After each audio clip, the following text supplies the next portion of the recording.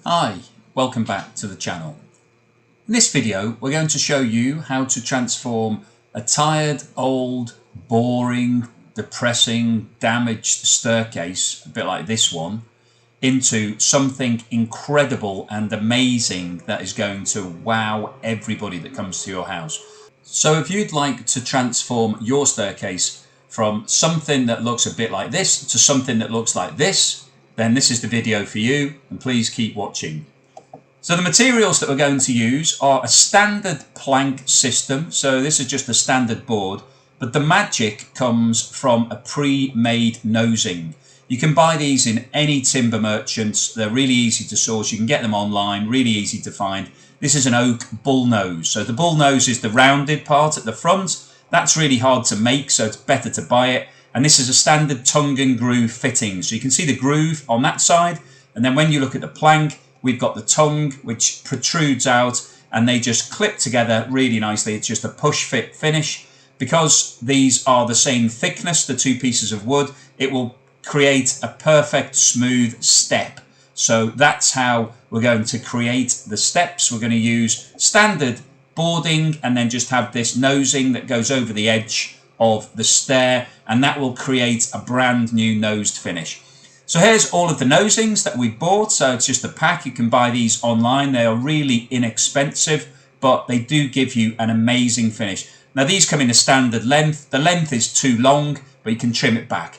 And this is the standard board that we're using. So we've actually been recladding the floor in this house. So we're using exactly the same wood that we used on the floor, on the stairs. And this is just a standard engineered board. It's got a grain to it, so you can feel a bit of graininess in it. But these are unfinished, these boards. They don't have any sort of treatment on them. We will apply oil at the end to give them a lovely, nice finish. And also it treats the wood, keeps it looking good, and also keeps it healthy. And you can refresh that every year. So this is just standard materials, really cheap and easy to fit. And then the first thing you need to do is take the old nosings off your stairs. So when you look at your stairs, you'll find that there's a small part that overhangs the piece of wood below, and you need to trim that off because we're putting the new nosing on, which will create a new front edge of that step. We just want a basic step to be able to put the two pieces of wood that I've just shown you on top of. So it's literally just trimming all of this down so that you've got a nice square edge. It doesn't have to be a perfectly straight finish because it will be invisible. You're going to put wood on both sides of this, both on the bit that you stand on and on the upright part, which is called the riser. So you can see here we've cut off all of these nosings. It isn't a perfect job, you know, it looks a little bit jagged in places, but it doesn't matter because this is going to be underneath the new set of stairs. So here we are a bit later. We've finished taking all of these nosings off. So now we've just got a nice straight edge on each of the steps. You can see it's just a sheer vertical, and we need that because we're going to glue the new pieces of wood on top of this staircase. So we're putting them on both vertically and horizontally.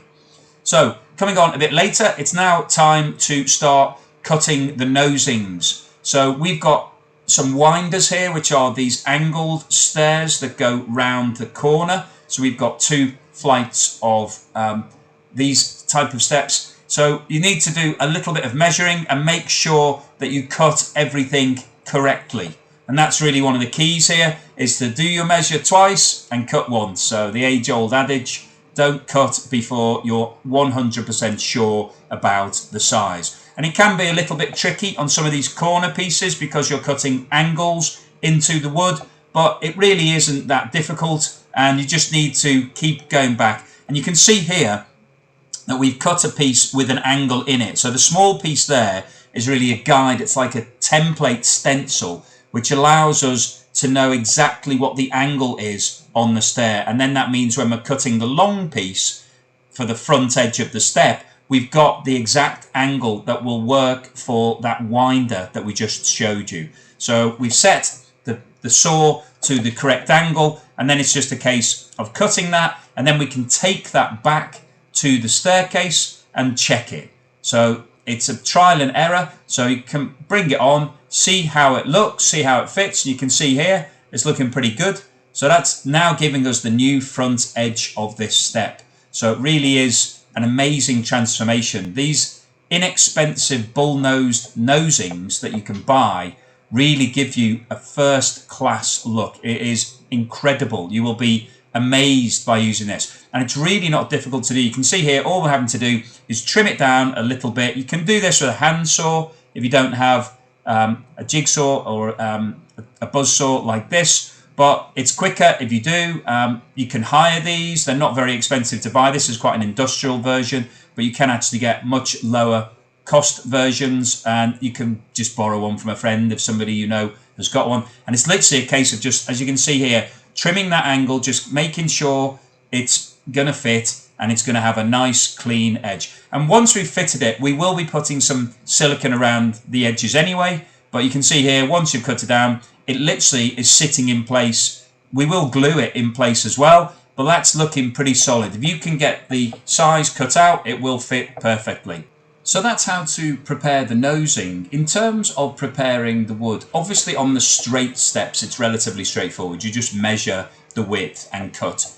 But on those winders that we just saw, it's a bit trickier. So we found that if we use a stencil, and in this example here that we're showing, we've used a little bit of floor covering. So this is just a thin piece of plastic that's used to protect the floor. And if you take that to the angled step, you can create a template which you can then use to cut out the exact size piece of wood that you need. So you can see here, all we're doing is pushing this down into the gap that we need for the wood.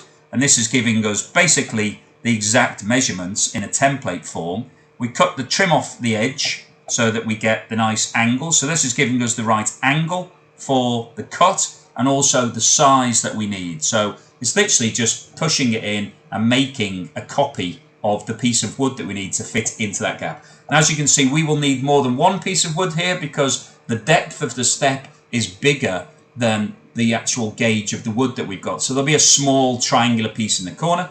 So you bring that back, you've now got the angle. You can draw this on with a pencil. So you can just draw it on loosely. It doesn't matter if it's not 100% straight because we're going to straighten it up in a second. But the key point is we've got the two angles and the size of the piece of wood we need. So that is now the right length and we've got the right angles. And this would be quite a tricky job if you're trying to do it just by measuring angles and trying to work out what the degree of that is. And then just workman's tip, use your saw. It's the straight edge, it's on site, it's easy to use and put down, and you need your saw, and that gives you the perfect straight line which you can then cut out. And same on the other side. We've got the angle, we know how long we want the piece of wood. Just bring the saw over, use that as your guideline, and you can draw in the straight edge nice and easy, really quick. And now you know exactly the piece of wood that you need. So now it's a case of cutting this. So you can do it by hand if you don't have a buzzsaw. But obviously we've got a chop saw here, so we can just cut that. So we've set that to the right angle, nice and easy. So it's easy on this side. The other side, the angle is actually a bit too obtuse for us to be able to put onto this saw. So we will have to do it using handheld saw. So we've got an electric handheld saw here, which is easier. But this is just being guided by hand. So not using a chop saw for this.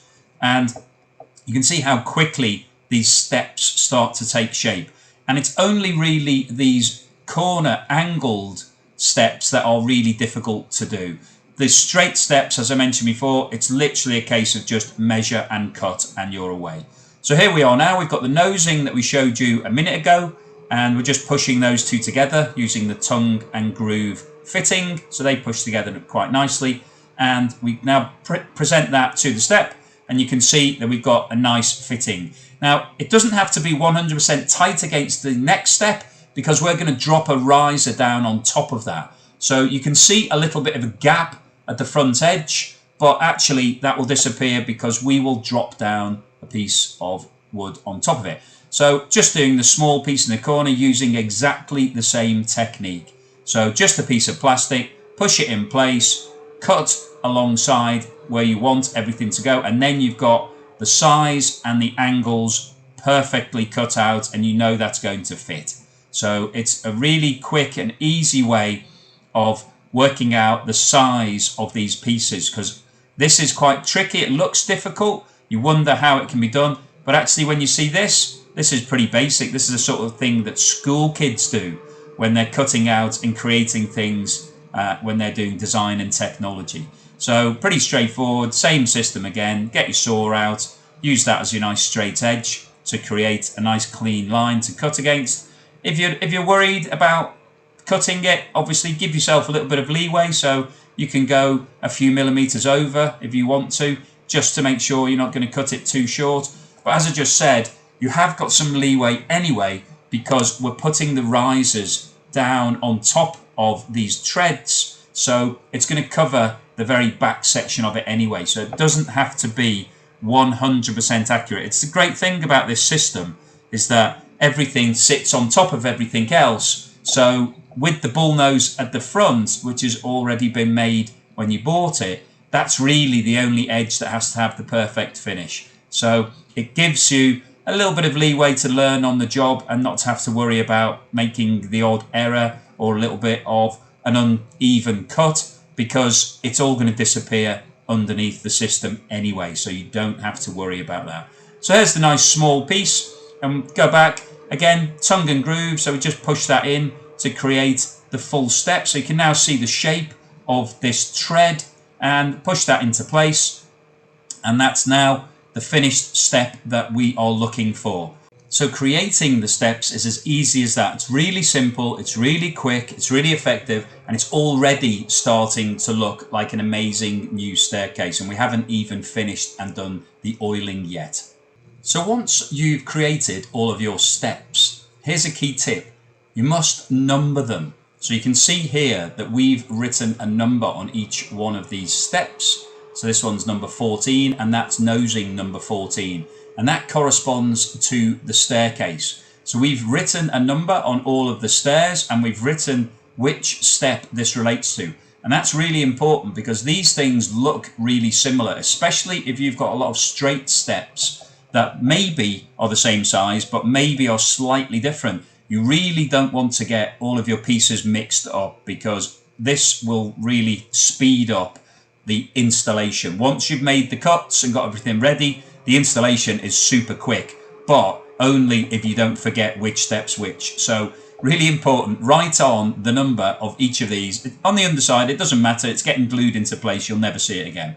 So here we are, we're going to start showing you how to fit the steps. So we've been to a timber merchants, and we've got some strong adhesive that is for wood. It's actually specialist adhesive for staircases, so because a lot of wood is now glued in place, you can buy specialist adhesive, so I would recommend getting that. Comes in a pot. You can see the pot just in the corner there through the gap between the trowel and the guy's jacket. So it's ready to go, you don't have to do any mixing. And then we would recommend using a trowel with an edge on it like this, and spread it both onto the wood and also onto the step, so that you've got two layers to adhere to each other. And then because you've done your cut and everything's perfect, it's then a case of pushing it into place. Now this is the riser, and this is what I was saying earlier. We start with the riser, and that gives us a nice lovely clean edge, and then we will do the first tread. So we're just putting the adhesive on in place, and as you can see, we're using quite a lot. So we're happy to put a thick amount on, because it's a staircase, it's going to get a lot of use, it's going to get a lot of traffic. We don't want any movement, we don't want it creaking and groaning and potentially starting to lift.